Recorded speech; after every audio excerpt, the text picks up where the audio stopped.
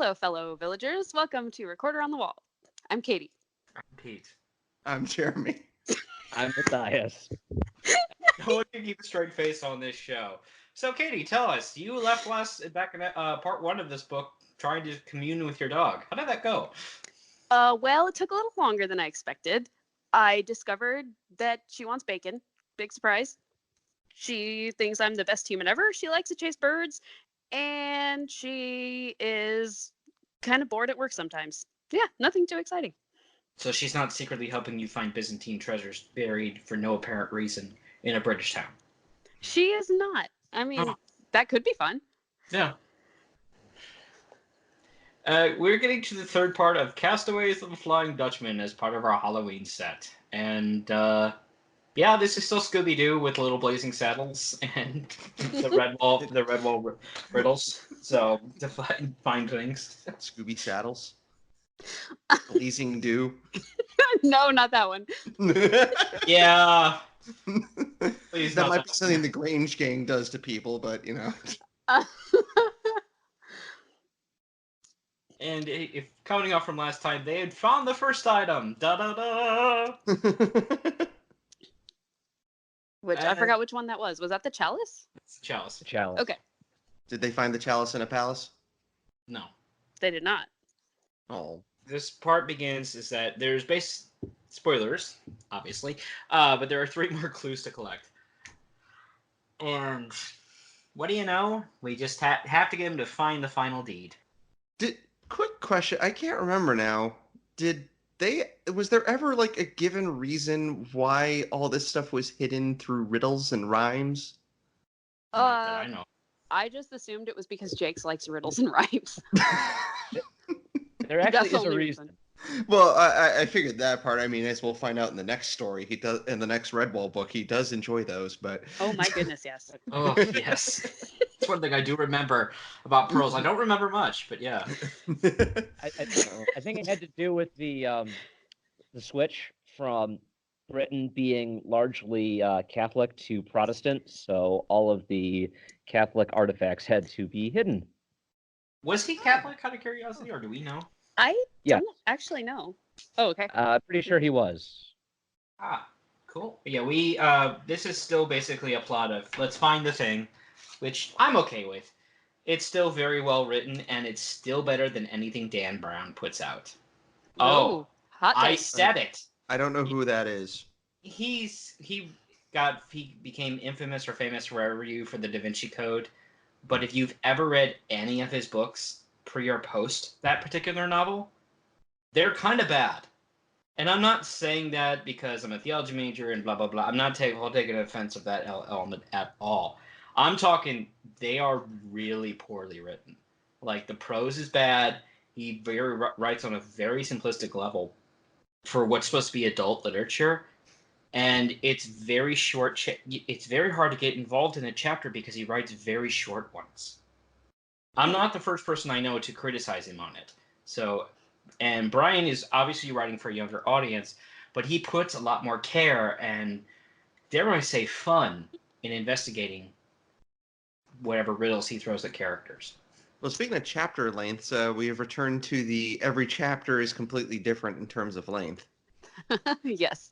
Which is why I stupidly thought, like, oh, we'll just split the chapters in half, and that'll totally equal the 2 halves of the final section of the book. Nope.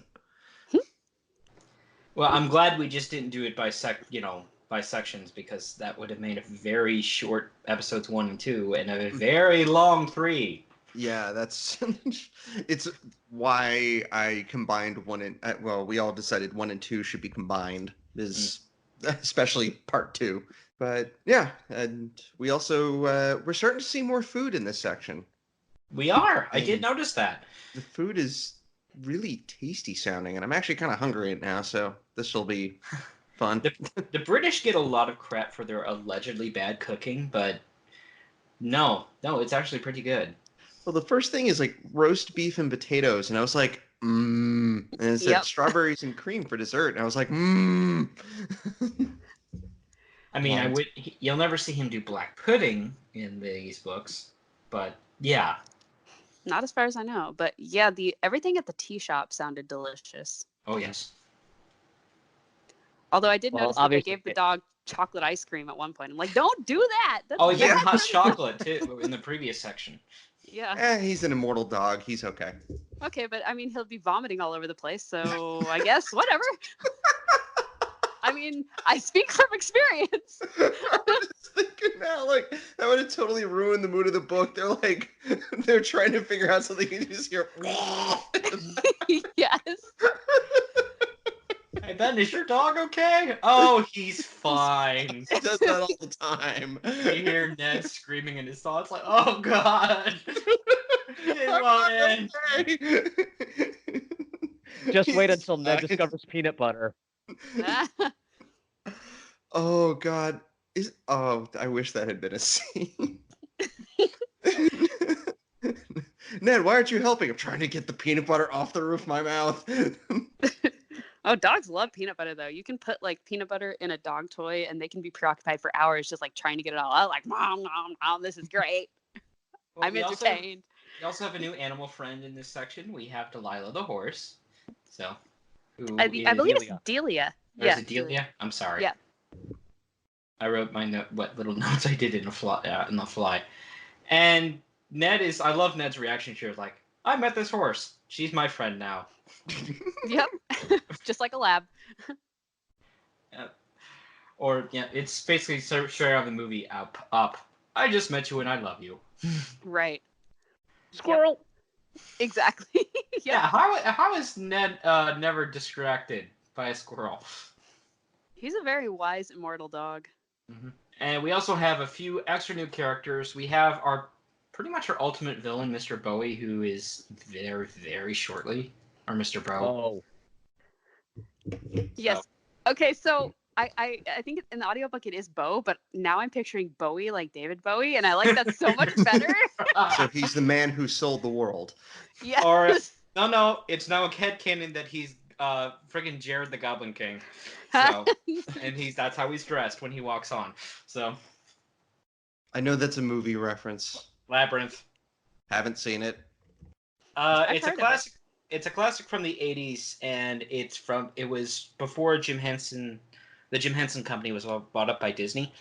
But he made this like a custom Muppet movie with none of the conventional Muppet cast and David Bowie, who played the villain Jared the Goblin King, and it has this very iconic costume, and about 10 tons of eyeshadow, like Mimi out of Drew Carey show levels, and he gets his kicks by literally carrying around a crystal ball in the palm of his hand, the entire movie. So Wow. Fun. Um, Meanwhile, back at the book. What do you guys think of Behave. what do you guys think of Maud? Have you guys talked about her? Like I missed You'd this like her episode. if she wasn't a bad guy, pretty much. She I doesn't. would take like her if sass. she wasn't a prissy, stuck up, angry lady. Yeah. Yeah. If she wasn't a jerk, yeah, maybe I'd like her. No, but I wholeheartedly endorse the part where she calls out Mr. Smithers for not being unable to make his own breakfast. It's like, yeah. dude, are you that helpless? Yes. Or like We'll get there. being We'll a get there. giant hypocrite because he's like, yeah, I don't support you guys hiring these goons to do your business. She's like, well, what do you think you do with your son? He's like, Yeah. well, I didn't hire them. I can't control what my son does. I mean, look at him. He's a complete moron. He punches walls for no reason. Yeah, I'm Ow. so embarrassed because my son gets picked on by kids smaller than him and can't take care of this, and I'll send him off to boarding school in Scotland because he got this weird letter from an owl with green writing. Yeah. I'm not the only one who thought that, right? Yes, but I mean, he's a squib, so you know. Oh, it's a pity admission to Hogwarts. Sorry. Yeah. I was gonna say he got sent away because he was too much like his dad. Indeed. Because I mean, you can only have so much fail under one roof before the whole thing just collapses. Yeah. Yeah, I mean, like, we get to the point where Ben's like, I have this clever plan set up for Wilf and his gang. And I'm like, I'd say that you're clever to trick him, but I'm pretty sure Wolf would fall for the "Hey, look behind you" gag. Yeah. And if there was a hallway with about 6 doors, we could have seen a Scooby-Doo door gag. But Musical I have to- montage. the guy who plays Wilf also happens to play Vale in Outcast of Redwall, and the voices are pretty similar, and it makes me laugh because it's like the Vale voice. It's the Vale voice. I have a question for Jeremy. Yes. Who's the bigger coward, Wilf or Vitch? Oh dear. Oh. they're both weenies. That's a tough one. Oh my gosh. They're both weenies. So There's an infinite "I'm not a weenie, you're the weenie" conversation. oh yeah. Oh, so feedback loop. Feedback loop. I got it. I'm gonna go with Vitch, because at least Wilf isn't like scared of his own shadow, you know? Like Vitch gets picked on by people in chains. I mean, come on. I mean, and also Wilf does the thing where he, like, his father gives him money for taffy and says, "Share it with your friends," and he's like, "Haha, no." So he's kind of enterprising. never gave me money for toffee. Yeah. Yeah. And to That's be because- fair, Wilf did honestly believe he had gotten a young person murdered. So, like, Let's talk about that, actually. Yeah, let's move on with the actual plot. yeah. Otherwise, we'll be here forever. At the end of the last portion of the book, the good guys know that the Grange gang are basically gonna make this dare to him, so they're plotting, but to turn this onto this, and this becomes a extremely humorous situation. And credit to Ben, Alex, and Amy, they are incredibly good actors for how Yes. it's described. Wolf basically dares them, "Oh, all of you come out to near the almshouse, because I'm totally going to dare you to walk inside and not be killed by the allegedly crazy person inside." And to their credit, Ben, Alex, and Amy put on this very dramatic, very humorous act.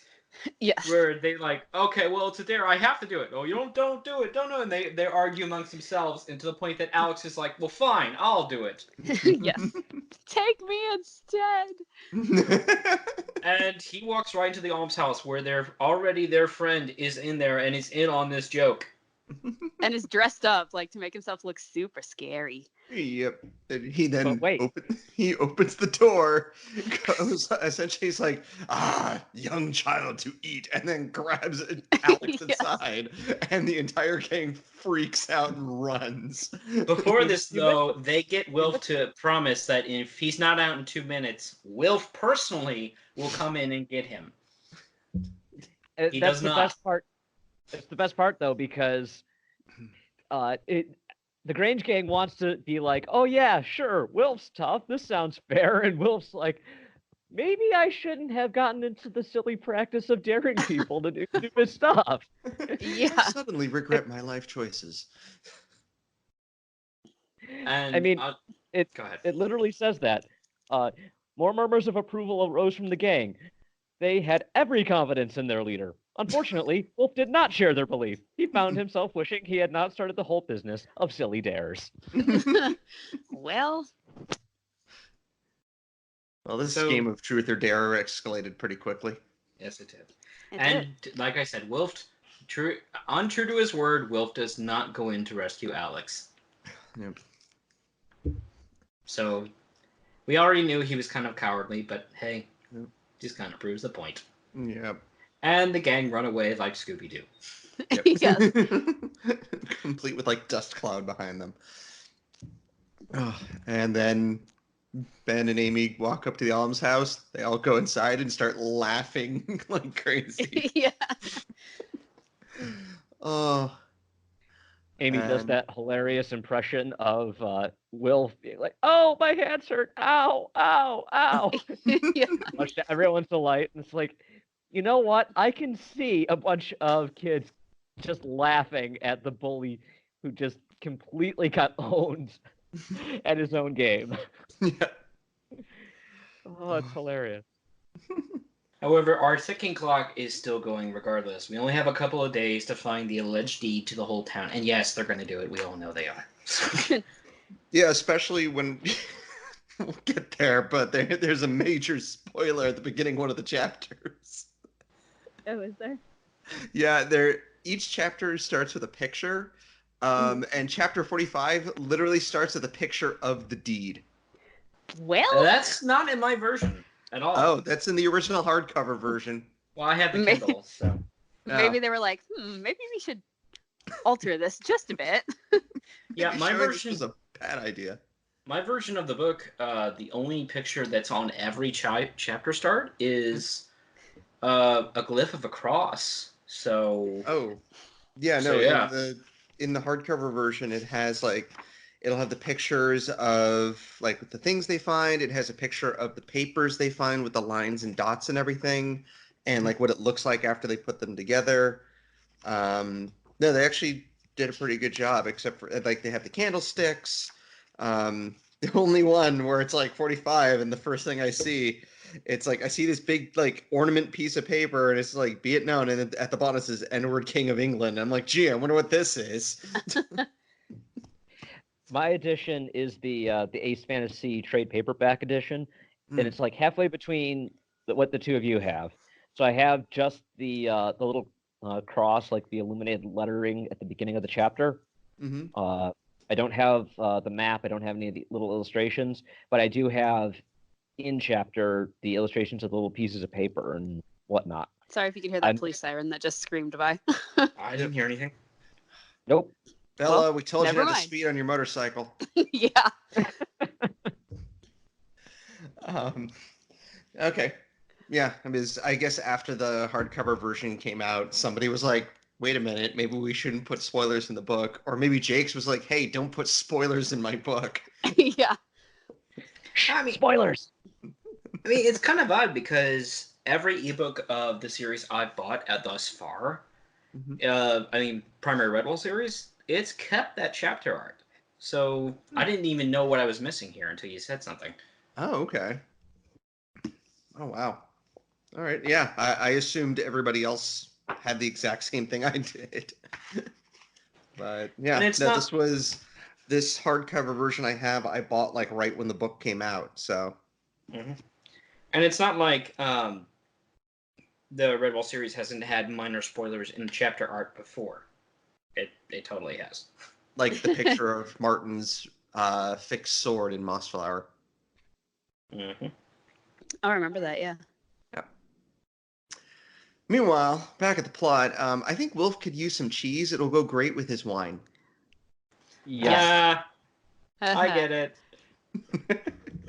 Yeah, in the morning, it's oh, breakfast at the Smithers house. Hattie's bringing in food, and Obadiah is eating his food. Mrs. Smithers is wondering where her precious little snowflake is. Wondering what Yeah. it be. I'll bring him up a tray of food. And Obadiah Smithers is like, no, he must be tough. If he can punch a wall, he has to stand up for himself. His mom is That taking makes food sense. away. So and Wilf is just basically drowning in his overactive imagination about what possibly terrible fate awaits him for accidentally murdering poor Alex Summers. Yes. And his paranoia only serves to deepen his cowardice, and it is delicious. And don't get me wrong, I know he's a kid, and I'm no expert on British law, well, just American, but I don't know that he'd be under any real legal jeopardy. Yeah, but he doesn't know that. I know he doesn't know that. And yes, he's an idiot, but that's another story. He then the mom brings in the food, and then he still freaks out and then spills all the food on himself, and apparently just lies there with the food on him for the rest of the day.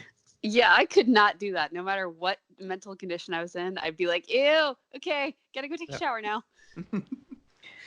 I mean, I've been guilty of maybe waiting later in the day for a shower, but yeah, I can't sit in bed all day. I'll get bored.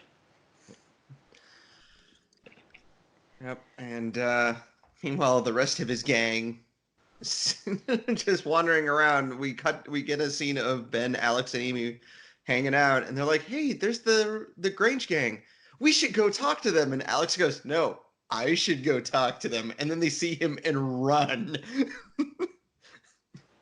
Ben shrugged. That's odd. Don't they like speaking to the ghost of a murdered boy? Yep. I guess you could say they didn't stand a ghost of a chance.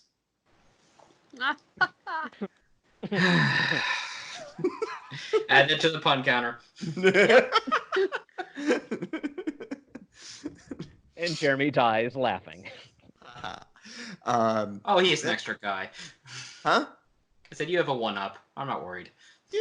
So everyone decides to go talk to Mr. McKay. McKay in the audiobook, yeah. Okay, Yeah. McKay. I'm so glad we have you back, Katie, because sometimes we were stumbling last episode on what to call these names. Yeah. This is true. Oh, you're right, Mr. Mackey's South Park. Yes. But so they go to see him. He is Mrs. Wynn's lawyer, and they go to him for help with the riddle. And I like him. Like I can't say he's not exactly stuck up. He's just like he's very proud. And he has Scrooge McDuck glasses. No, really, they're called pince-nez glasses, and they're just like little ones that sit right on your nose with maybe a cord so they don't fall off. So. Okay, I was always wondering what those were. I'd seen them, like that word that you just said in books Yeah. before. I'm like, what is that? Think Scrooge McDuck. That's what they are. The more you know. Aw. We are educational in this podcast. Yes. Is this the point? Does the dad doesn't charge right upstairs right away, right, and talk to his son? No, it takes a little while. He Yeah. heads up 2 more later. chapters. When he heads up later, that's when we find out that he's just been lying in bed covered in like mess food for the whole day. And so they eventually figure out that they need to go to the train station, right?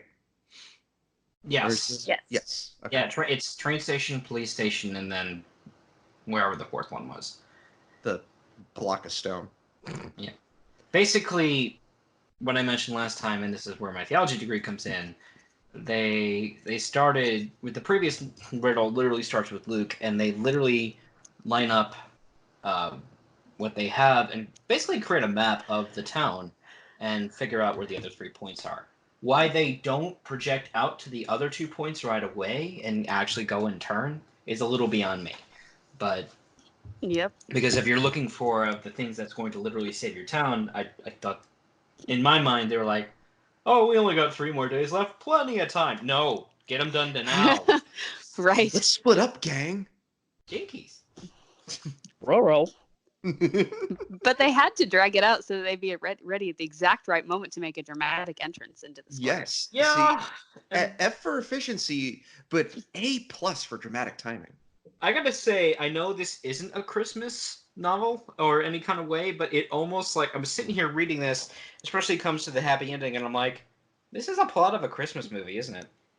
Like, Yeah, a little bit. they If it get was the in thing winter, right I in would time say to stop totally. the big bad. Maniacal laugh. Maniacal laugh. Ned saves Christmas. I know we're out of season and this is supposed to be for Halloween, but yay. And then you get the historic, not historic, like angelic Hallelujah chorus version of Jingle Bells that's got all the orchestral music to it, and everybody's happy and cheering, and somebody so one kisses of the something under good Christmas mistletoe. movies is what Yes. you're Yes, we're Because talking like the on the other early podcast, Jeremy and I have reviewed a lot of bad ones. And Yeah, it I- says something when Home Alone 5 is not the worst Christmas movie we've reviewed. oh no, that's Jingle All the Way too. But that's Oh, yeah. I'd say Jingle All the Way 2 is the contender for worst thing we've ever looked at. I didn't know What there about- was a Jingle All the Way. Oh, too. it has none of the original cast, none of the original characters, and stars Larry the Cable Guy. Shoot me. Oh boy. Yeah. Grandma got run over by a reindeer. Have you guys done that one? No, that may be not. once in the future. Yeah.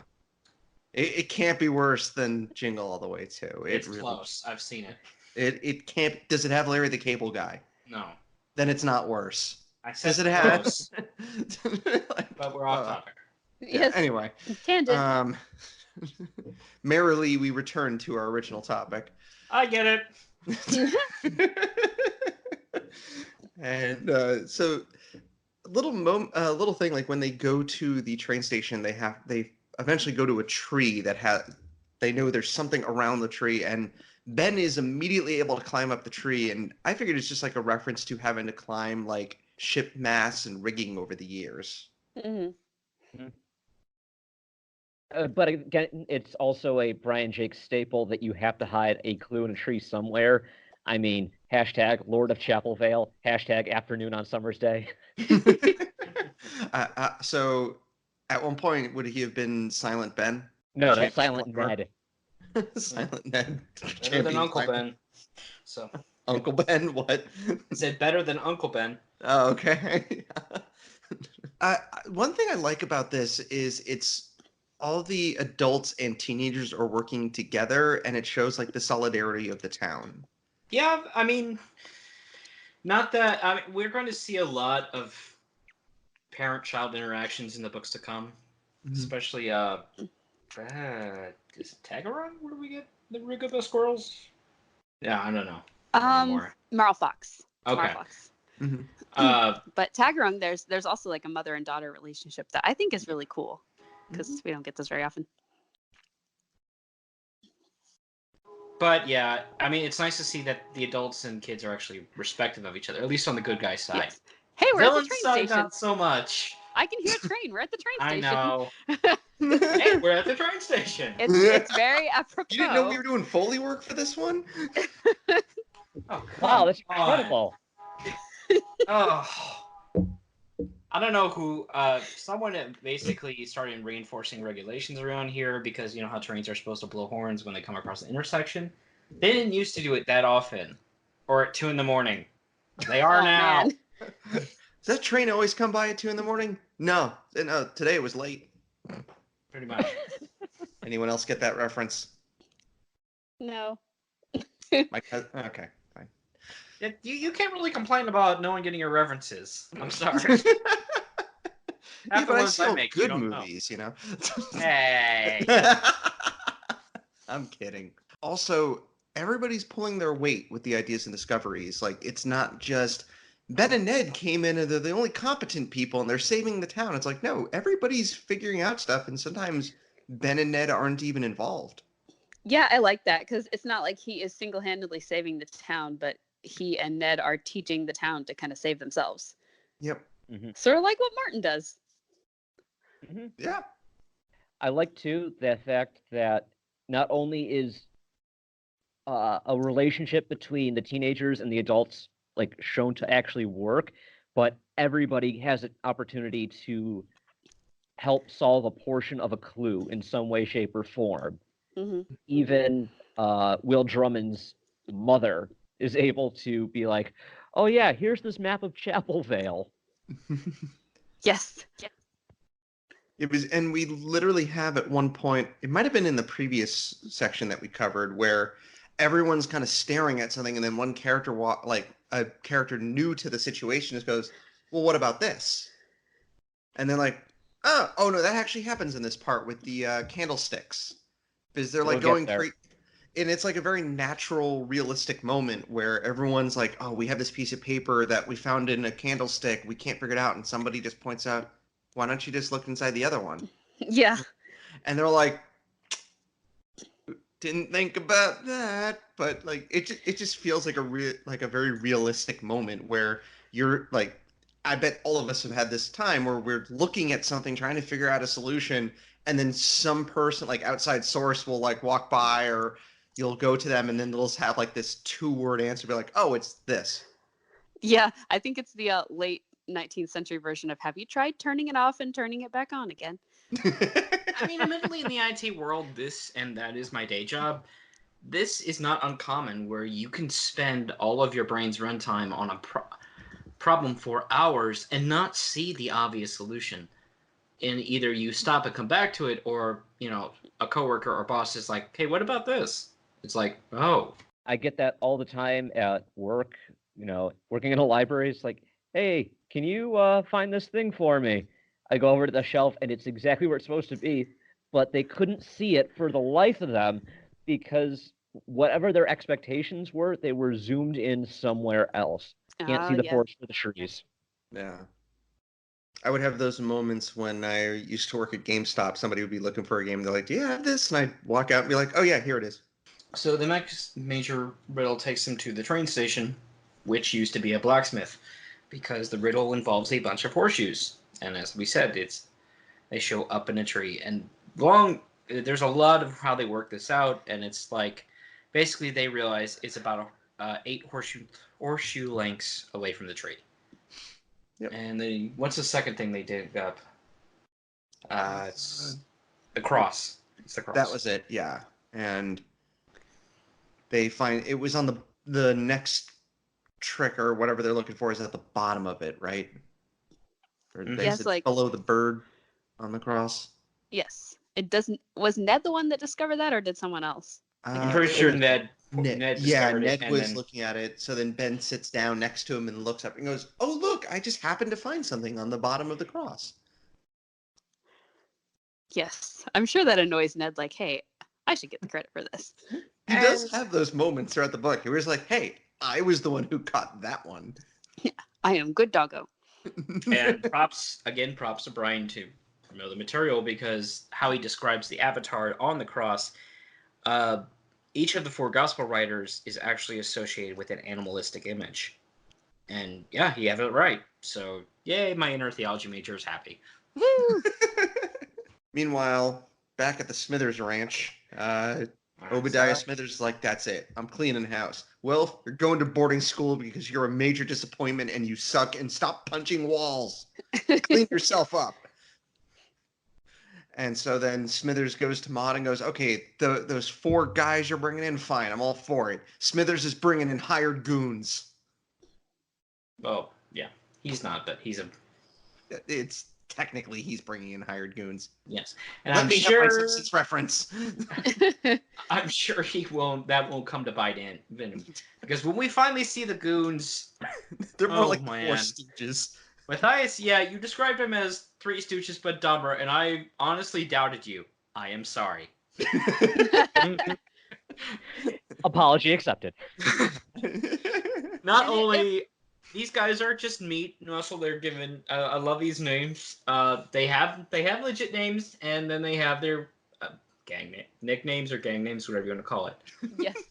We have Gripper. Go ahead, Jeremy. Go ahead. Okay. Gripper, Flash, Chunk, and Chaz. We hit the goofy name lottery, but I kind of wish Flash was instead nicknamed Floater. Yeah. I was gonna say, who bets that these are actually vermin who crossed over after they got killed and reincarnated as humans? Well, he does describe when Chunk hits Chaz, it says one huge paw. So I think Chunk is a badger in disguise. Yes, I was gonna say it could just be that a lot of these actors were in the Redwall audiobooks, but just listening to the audiobooks, sometimes I would forget that these weren't actually just random vermin. I'm just like, the voices sounded so similar. I was like, oh yeah, these are just sea rats. Oh wait, no, they're not. They're actual dudes. Okay. They're very big sea rats. Yeah. Well, I think he describes Chaz as like a bit of a weasel at one point too. Yeah. So Gripper is like the Captain Sea Rat. Flash is like a ferret, because the ferrets in the series are usually one of the more level-headed villains. Chunk is... Which ones are like big and dumb? Do we ever get Horde Rat? Horde Rat. Okay, yeah, like he's the generic like big, huge Horde Rat, and Chaz is a weasel. So there we go. And when you call them the 4 Stooges, yeah, they are literally given money by the big bad villain to take the train and do this, get there on time and whatnot. Nope, this is like, we're literally told this is right when automobiles were pretty much commercially available, but, who's gonna only the rich could really afford them, so they steal one. Because Yep. that won't be reported. Which it is too. That's what ends up getting them in the end. Yeah. And I do enjoy the moment though where Gripper was like, "Hey Chunk, why don't you give him a good biff?" And just like the line, "In biffing people, Chunk always preferred the nose." I love that line. But yeah, Oh. they're in their stolen car. They get lost on the way to the town. You know, despite we're told that the roads pretty much follow the train tracks. So you know that's a special level of dumb. Well, I mean, And not only that, but they stop to ask for directions, and you know, and no then one. leave before she finishes telling them. Yeah.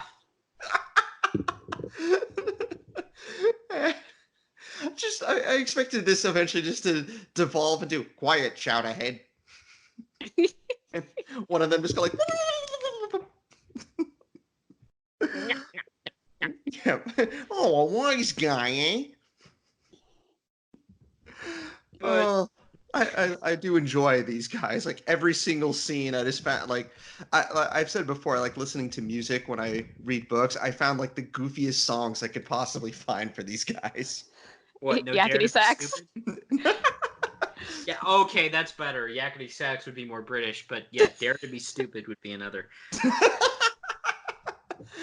Actually, I was grabbing stuff from the Final Fantasy IX soundtrack, so I used the song for the two goofy jester characters.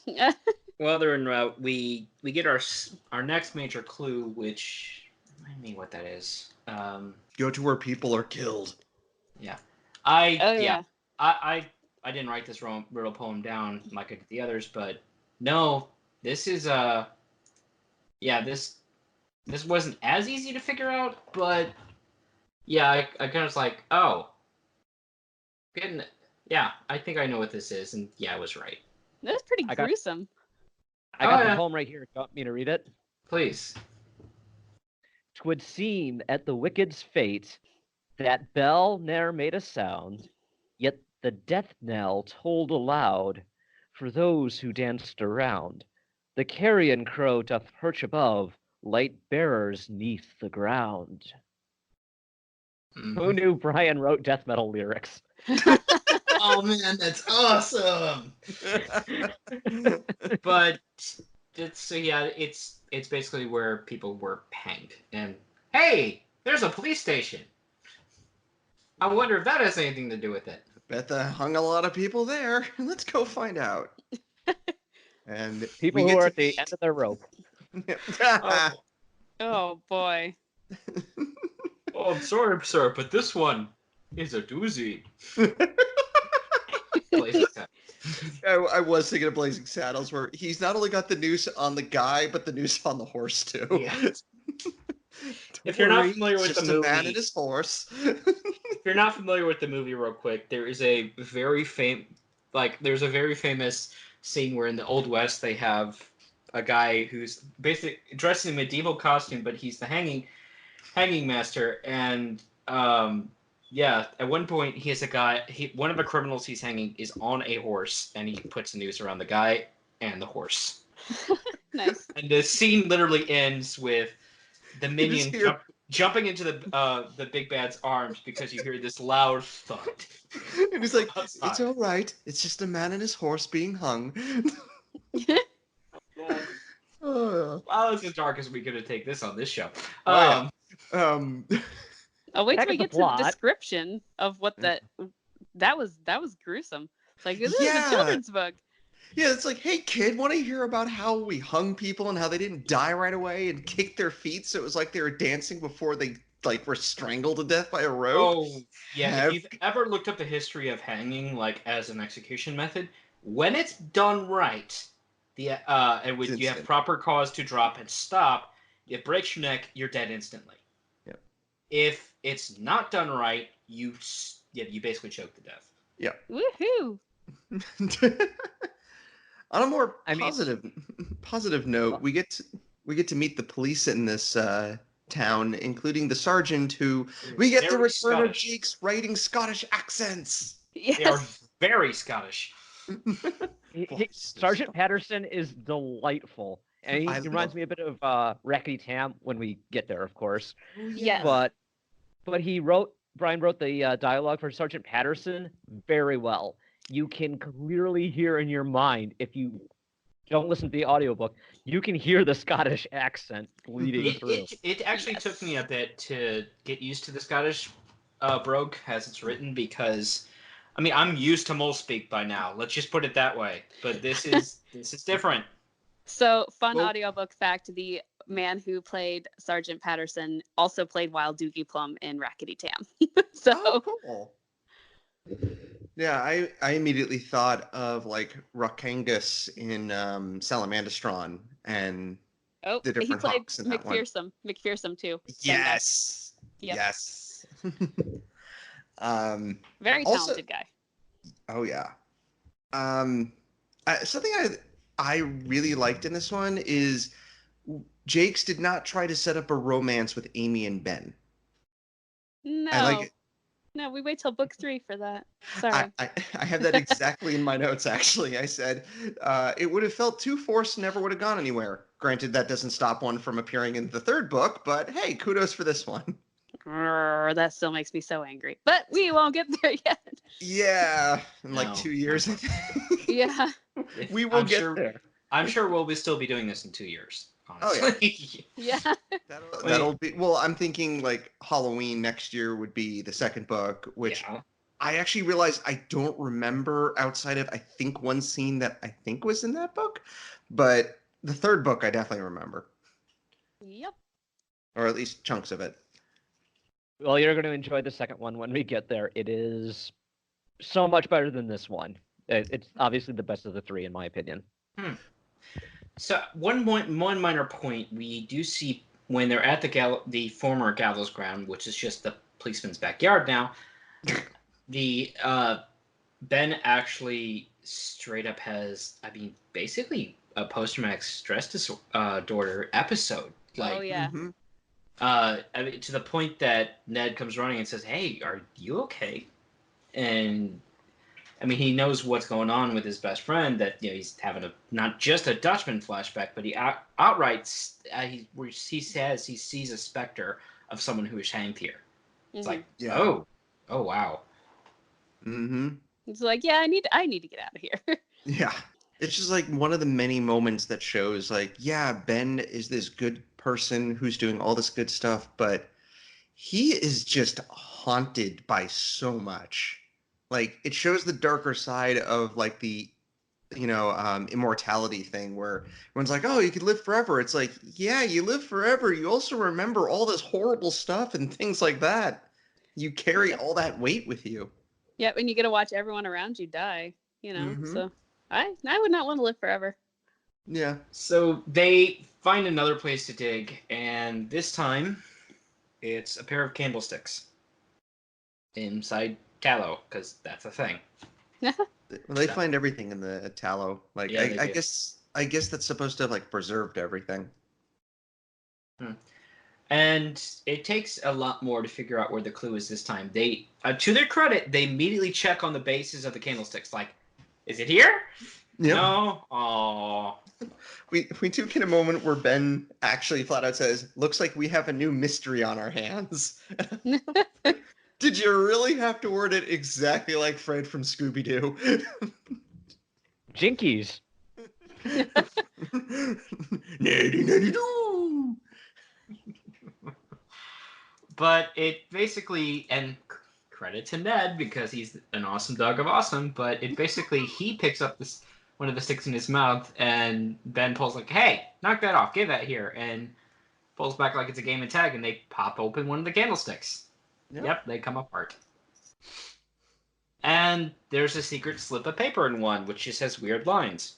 Huh. Yes. Well, that's a thing. And no one thinks like, hey, if that one comes apart, to look at the second one. I'm like, really? No one thinks that? Not Well, yet. It takes a Yeah. while. Well, it's like I mentioned this earlier. It's like one of those natural things. Like is with all the other ones, they only had one thing to go on each time, and so for this one, I'm like, all right, this must be the one thing. And then later on, I think it was Mrs. Wynn actually, or Mm-hmm. Somebody who wasn't there with the group then says, like, why haven't you looked inside the other one? I think it was Miss Wynn. Okay. And like I said earlier, it's like one of those just like realistic human moments where you think you have everything, or you think you have to go about the answer one way, and then somebody just kind of walks up, or you get a second pair of eyes and then go, oh yeah, it's this. Yep. They find that eventually they realize, as they point out, that, hey, we should open that second one, and they do. And they have another slip of paper which gives them the last location. Yep. But while this is going on, our four stooges arrive in town to only find out that, yeah, the constables were waiting for them. In one of the better moments. You're jumping ahead just a tiny Oh, little am I? bit because Yeah, it's yeah. pretty. Well, Okay, I'll because, shut up. yeah, where we're at is where Ben talks to the sergeant and tells him about it, and the sergeant Oh, immediately is like, I'm on it. And I like another thing in this story is that every character is good at what they do, and they're not just a bunch of ninnies that Ben is here to save from their own incompetence, Mm-hmm. Like, the sergeant is a competent police officer, and like the constable, who is like his subordinate, he's not incompetent or anything. He's very dedicated, but he's like a little stiff.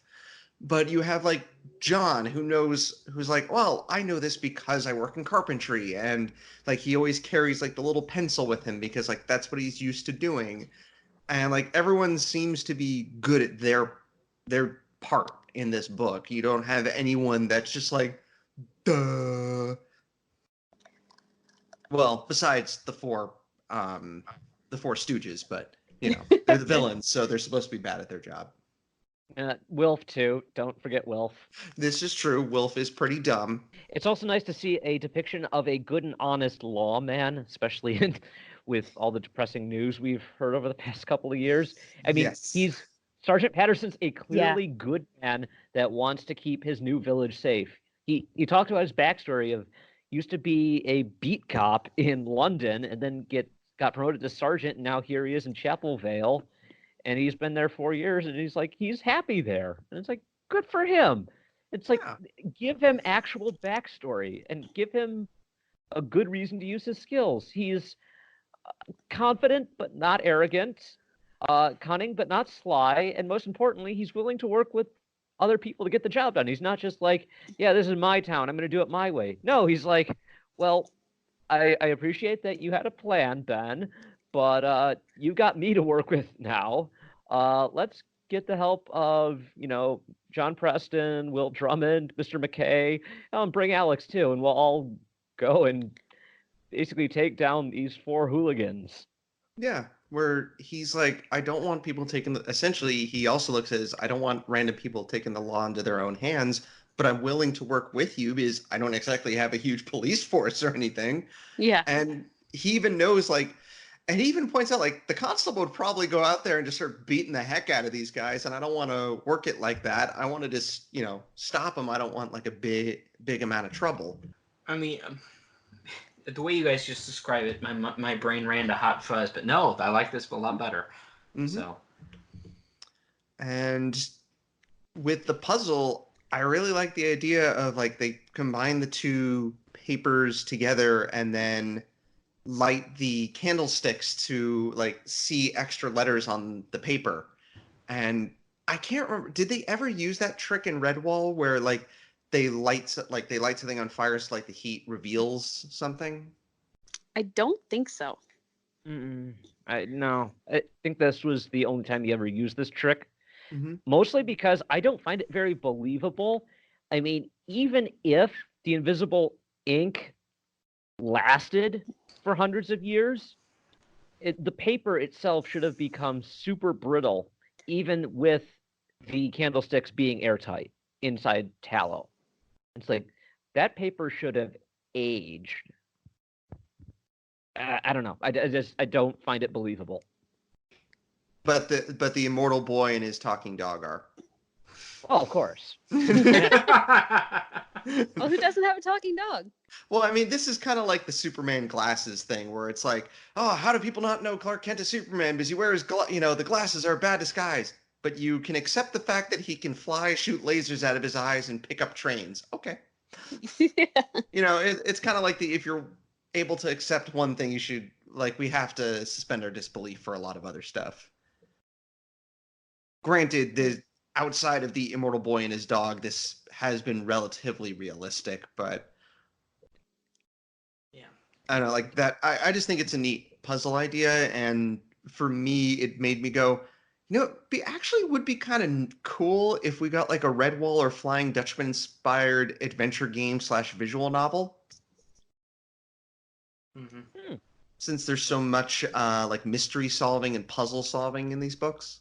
I mean, Yeah. to that point, I wonder if Jake's ever considered a choose your own adventure approach for like a non-canon Redwall novel. So. Or another Castaways book, like Choose Your Own Castaways adventure. Yeah. You get teamed up with Ben and Ned, and you have to go on an adventure with them. That could be cool. And then, oh god, I wrote this line down, but I can't remember who said it. It was the "Don't think too hard, you'll damage that amazing brain of yours." I forgot where this was used, and I just really like this line. I don't remember either, but I remember the line, but I don't remember who said it. Yeah, darn it. But so like that's with the puzzle solving, and then we do get the fabulous flunkies having finally arrived, and like our heroes are like, okay, yeah, that, you know, theoretically they could probably take these guys in a fight, but instead they use their wits. And I feel like if this had been like a Redwall book, we would have gotten an actual like battle between our heroes and the doofy foursome. Mhm. But this book is more focusing on the protagonists just using their heads and their wits. And while they do physically restrain these guys, we don't actually get a fight between them. And I think fact, that's a good thing too. Mhm. It's good because it doesn't demonstrate a need for violence. It's like, no, you can solve big adult complex problems if you use your head. You don't need to resort to fisticuffs. Yeah, and it's definitely something that separates this from how the Redwall books go, where obviously it's like a different genre. It's more like, oh, this is more mystery, and there is adventure in this, but there's no actual like there's very little fighting, whereas the Redwall books, it's, fantasy action adventure. Though, I mean, we do get like, I mean, the closest thing to an actual fight is probably Wilf trying to hit Ben and then punching a wall. Yes. Yeah. That went well. Yeah. I mean, in this case, we get to see Team Chapelvale pull a reverse Scooby-Doo, ambushing the bad guys and pushing them into the police station. Yep. And the constable arrives just in time too, where the sergeant's like, "Constable, look up these three guys. I think this one wants to talk more." And I like the fact that the Chaz and eventually all of them, they're not particularly loyal to Miss Bo Jack and her Donning. dad. Huh? Yeah. Donning and Bell. Yeah, like they're just like, if we're going down, we're taking them with us, and maybe we'll get off easy if we just give them all the info they want. Right. As a Redwall villain once said, referring to, in this case, Chunk, if Brains was bred, Chunk would have starved to death before he was born. Not a particularly smart guy. Is like basically giving implicit answers to, yeah, hey, that was us. Oh yeah, that was us too. Yeah, we stole this car. Chunk is kind of like the, which way did he go, George? Which way did he go? That way. Yeah. Whereas Chaz is like our 1930s cartoon villain of the Oh, like a Snidely Whiplash character. Exactly. But apparently Chunk has a loving wife who makes him sandwiches. Yeah, I was like, who married this guy? Yeah. Like, wait a minute, what? It's such like a random thing. Oh, probably some villainess who uses him as dumb muscle for her own evil schemes. This is true. I mean, this is possible, but I mean, I guess she's nice enough to make him sandwiches. Mm-hmm. And so Mr. Bow shows up the next day thinking that everything's in order, even It though, is. well, thinking that everything's in order. And Obadiah Smithers is like, "Where's what Hetty, right?" That's Yeah. Headley. That. Sorry, not sorry. No, I am happy you did that. Hetty isn't there because she's busy helping save the town, and she's like, I don't want to work for that guy anymore, and this is my ticket out of there. And so Obadiah, how he makes his own breakfast is, well, I found some bread, I found some jam, smush, smush, mush. I want to drink this milk. Here's a beer glass. Yep. Meanwhile, while Maud Bow feels like she's like the typical spoiled princess character, she at least knows how to make her own food She does. and tea. Oh yeah. So points for that. But so they go to meet Maud's dad in town, and Obadiah's like, I'll go to that tea shop and they'll let me in, and you're a scary tall lady. Please don't hurt me. Yeah. Blodwyn Evans basically is like, you get out of here. I am not going to serve you. Not if you were the last paying customer on Earth. Get the ends. Yeah. And it's like, you tell him, Blodwyn. Make him regret the day he ever threatened your shop. Yeah. Stand up for yourself. And he just like slinks away, like, well, the tea shop is closed. Yes. And so so it's interesting because everyone was like, they say that the rest of the town was kind of like resigned to what was going to happen, or they were trying to pretend it wasn't going to happen. And so they set up and they're like, all right, everyone, come on up with the official deed to your homes. If you have it, we'll give you money. And they have like the magistrate there who, for all like these bad guys, the magistrate's literally just there because he's doing his job. Right. Lawful neutral. Yep. And he's like, you know what? I have to do this. It's not always a good thing, but this is my job and I'm here to do it. And finally, they're like, why isn't anyone coming forward? And then finally, we get the epic procession of our heroes, and they have the deed. And I know this because, like I said before, the picture's right there at the beginning of the chapter. And they show the deed to the magistrate. Mr. McKay is like, here you go. And look, yeah, you own this town. Bye, Mr. Smithers. There's an error here that I need to point out. I don't usually catch these. Not typically. I know I pointed out a handful, but I usually feel like I'm the one that's hearing about these after the fact. But if you look very carefully, as Mr. McKay basically pulls out his big leather satchel, takes the scroll out. It says he unrolls it. He introduces himself to the magistrate. He presents his claim. He holds out his hand dramatically.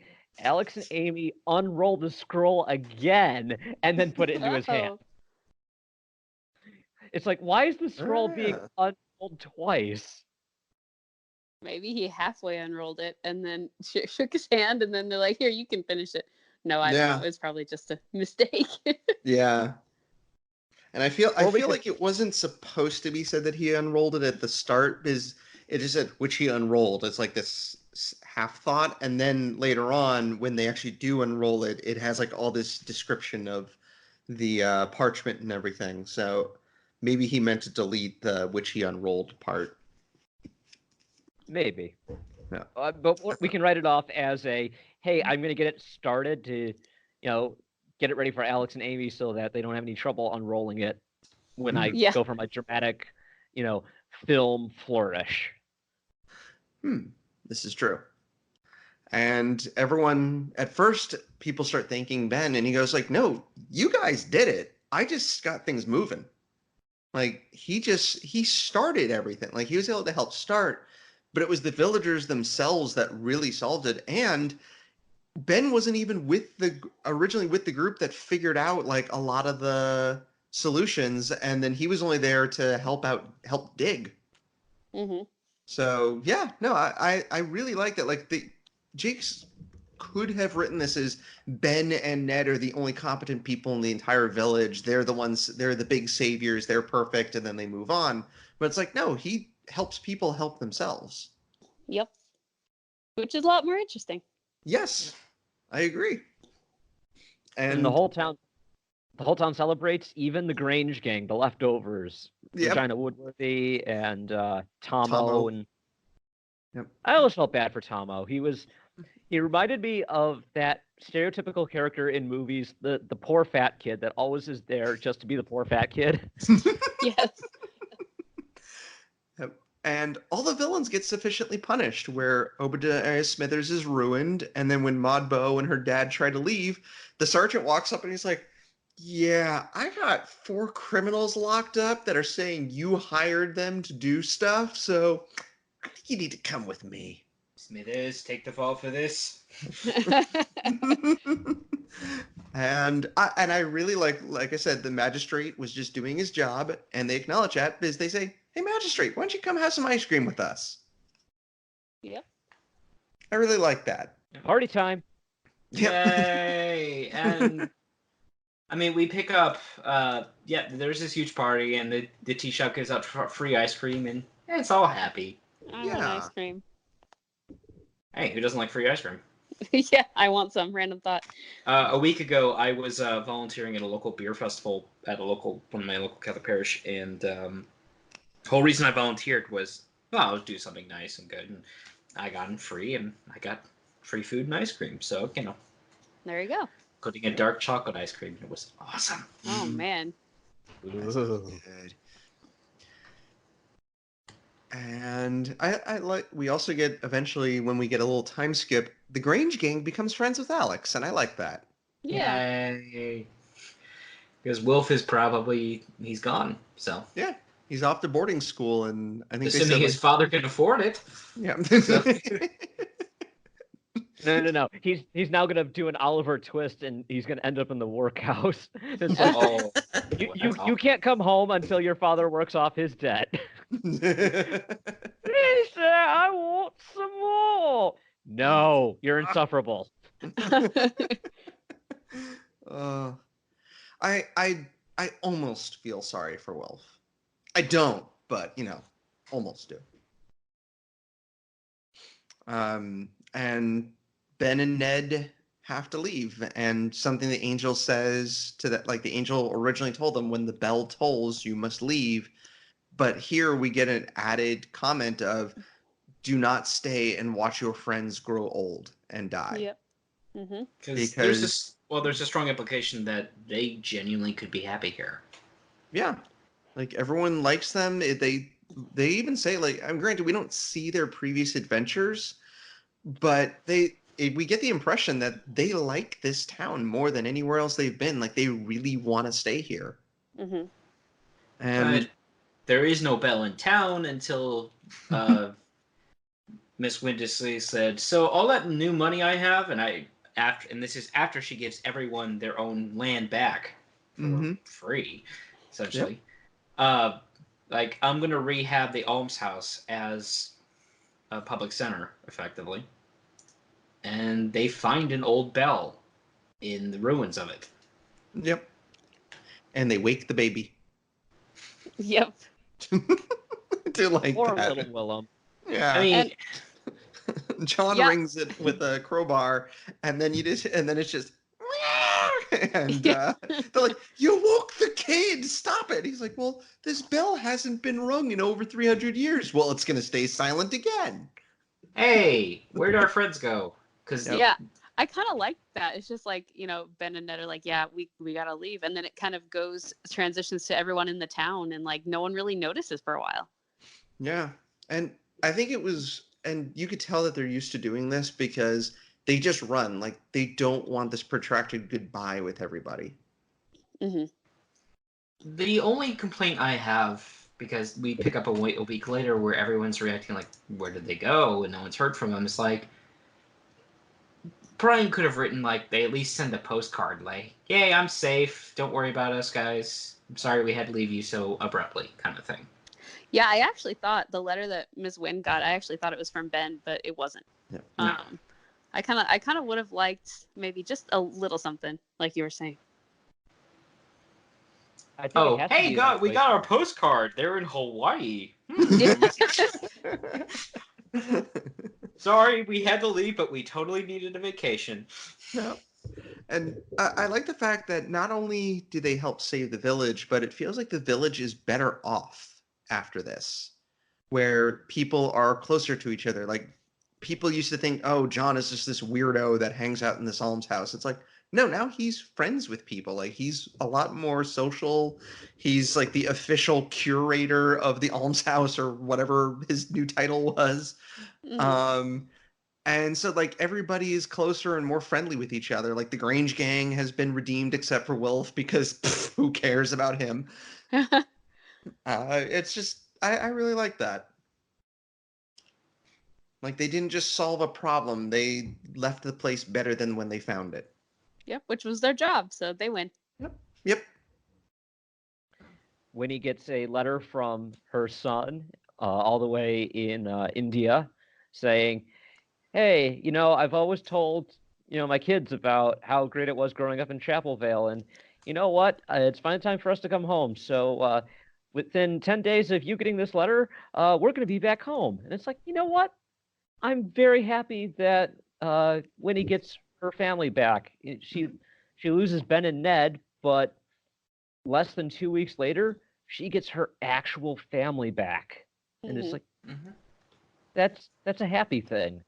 Yeah. And I think that's also why Ben and Ned didn't leave any sort of goodbye, didn't send any goodbye, because honestly, which would you rather have? Would you rather say goodbye to a friend that you knew for a short time, or reuniting with a long lost family member that you really, really wanted to reconnect with? Mhm. Yeah. That's true. We do get, and is this, like, did this happen, or is she dreaming this at the very end here, where she sees Ben and Ned I, just one more time? I think she was just dreaming it. Okay, that's fair. Yeah, the last couple of paragraphs, it's so sad and melancholy, and it feels a little rough to end on, but at the same time, it feels oddly appropriate given the subject matter. It's like, yeah, there was a happy ending, but even the happiest endings can be tinged with some sadness. Yeah. Bittersweet's a better word for it. So Yeah. ultimately, the best ending is here. It happens, but it doesn't have to be a straight up Disney ending, so to speak. Mm-hmm. Right. Although some Disney endings are kind of sad too. Yeah, that's certainly true. Yeah, Toy Story 3. Guys. I Fox didn't even and the watch the Hound? fourth one, but yeah. Huh? Fox and the Hound? Oh God, yeah. Aw, And that's a yeah. happier version of what happens in the book. Mm. Or all of the Hunchback of Notre Dame. Oh Lord. Oh. Mhm. Yeah, the book is everyone dies. So Um, what did everyone think overall? I'm going to go first because I have to duck out very shortly. Okay.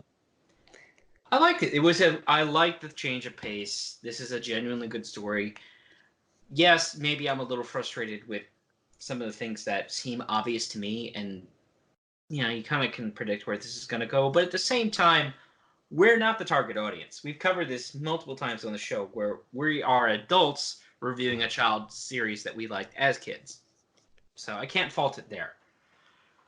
But I know my adult brain was working overtime with the riddles because,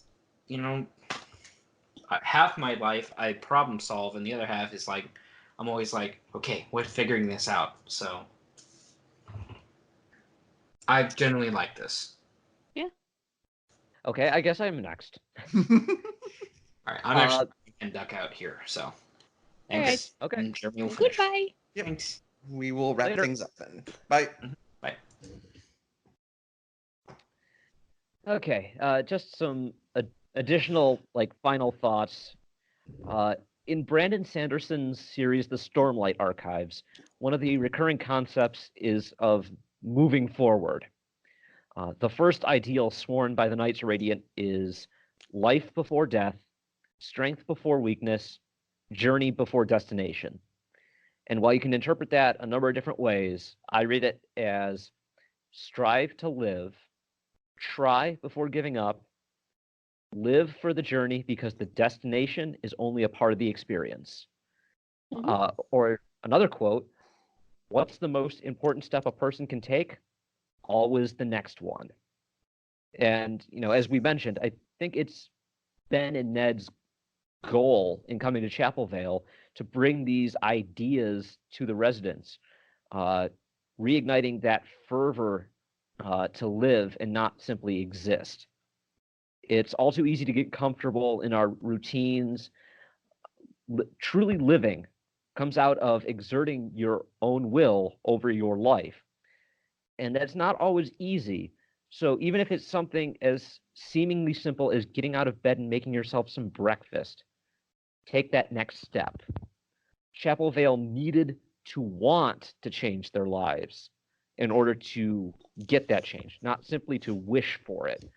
And we see in that final chapter that everyone is reinvigorated and ready to improve the village. The kids are, the ones that were once bullies, are helping the adults with renovations. Everybody is there working together on these projects, trying to have not a progress driven forward by machines and limestone and concrete, but everybody getting together, grabbing a hammer and nails and a saw and, carrying 2x4s around. Those that thought themselves abandoned, somebody like John Preston, who was just kind of a recluse, found friends. And those who were oppressed, all the shopkeepers from being terrorized by the Grange Gang and Hetty Sullivan under the petty tyrant of Obadiah Smithers, they were able to find liberty, and they were all improved just by taking that step forward, and Ben and Ned were the catalyst. So I say all that to say, I really liked the book. I have a newfound appreciation for it, and I still like the second one better, but this was a really fun journey, and I really enjoyed going back to it. Okay, I'll step off my soapbox now.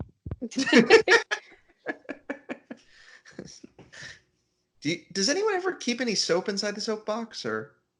No, it's just a hollow crate, because every time I pick it up, I would have to flip it over to stand on top, and we don't want all that soap just scattering everywhere. I keep my soapbox actually under the sink. Okay. Good plan. It is a clean thing to do, though. Yeah. So this book, for me, I don't know.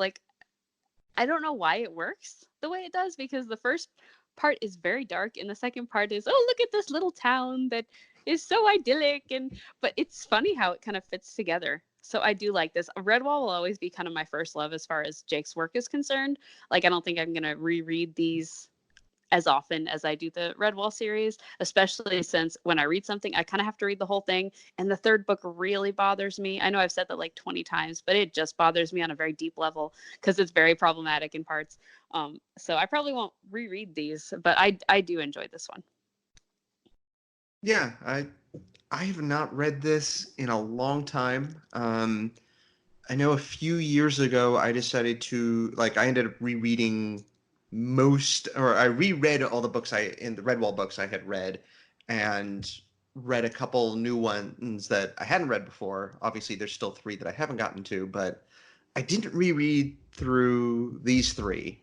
And I know I've read the first Castaways the most. I've read it at least a few times, but I honestly forgot large swaths of this book. I mean, I could probably, with some of the Redwall books, I've read them so many times, I could probably give you an in-depth detail of every single one, Yeah. or at least some of them. We haven't gone to Pearls of Lutra yet, but I think I remember large amounts of that book that I could clearly state. But yeah, I forgot a lot of the the main story in this book. I remembered a lot of the stuff on the ship. I actually forgot that the second part existed. So it was kind of like rereading this for the first time, or like reading it for the first time again. And it's really good. It's a nice change of pace from the Redwall books. Like, we still get the mystery, but like the mystery is the focus rather than a lot of the action. And I think like this story technically could have been done shorter, but then we wouldn't have gotten a lot of the good character work that's in it, where we really get to know these people in this town and why Ben and Ned are helping them. Like, they all could have just been like, oh, here's some generic characters, whatever, you're not going to see them after this book anyway. But it's like, no, it felt like Brian took the time to establish and actually develop these characters. Mhm. Matthias, like you said, John starts off as this recluse that everyone's afraid of, and by the end of the book, he's this friendly, outgoing guy. Alex starts off the book as like a coward who's afraid of the Grange gang, and by the end, he's got a lot of courage and he's friends with them. Yep. This was a really good book. I really enjoyed it. And I mean, I am looking forward to going back to the Redwall series, but I look forward to I hope we hit book 2 in this series at some point. I don't remember book 2 very much. I remember, I think, one scene from the entire thing, so I look forward to seeing that one again. And I do remember large parts of 3, and I do remember the many, many problematic things about it, but I actually do kind of look forward to us covering that at some point. Yeah, I'm sure we will. Oh yeah. Yep. Okay, so that is it for Castways the Flying Dutchman. Next time, finally, it's the moment you've all been waiting for. We are we are returning to the Redwall series. We are going to cover book 1 of Pearls of Lutra. Hooray! Yay! Huzzah! Woo! Ow. I am so excited. I need to see if I still have the cassette audiobook somewhere. I have that's the it. I have the book on tape somewhere. Yep, and I think the abridged version is the only one that exists in audio, but it's Jake's himself that reads it, so it's very cool. Yep. Yeah, I remember I was so excited for the book to come out. I bought the book on tape for it because I was like, I found it at Barnes & Noble, and I was like, all right, I want to hear it. I want to hear it. Yep. But until then, you can find us at recorderonthewall.com. We are on Apple Podcasts and Google Play Podcasts. We'll sometime eventually maybe be on Spotify. I don't know. We can be found on the official Redwall forum, or at least we have a presence on there. We have a presence on the RULELIA subreddit.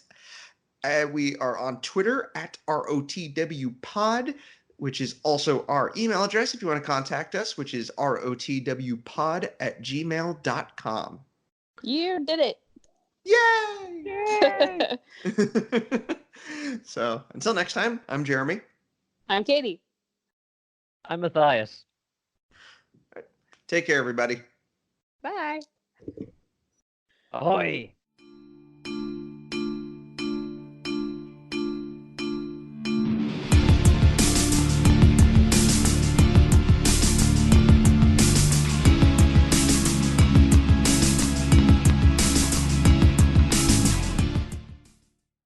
Greetings, fellow villagers, sailors, something like that. Welcome to Recorder on the Wall. I'm Katie. I'm Pete. Okay, we're redoing that. We're redoing that from the top. Can we put that at the end? Yeah, you're we just- that in. I'm Jeremy. This will be a blooper. All right.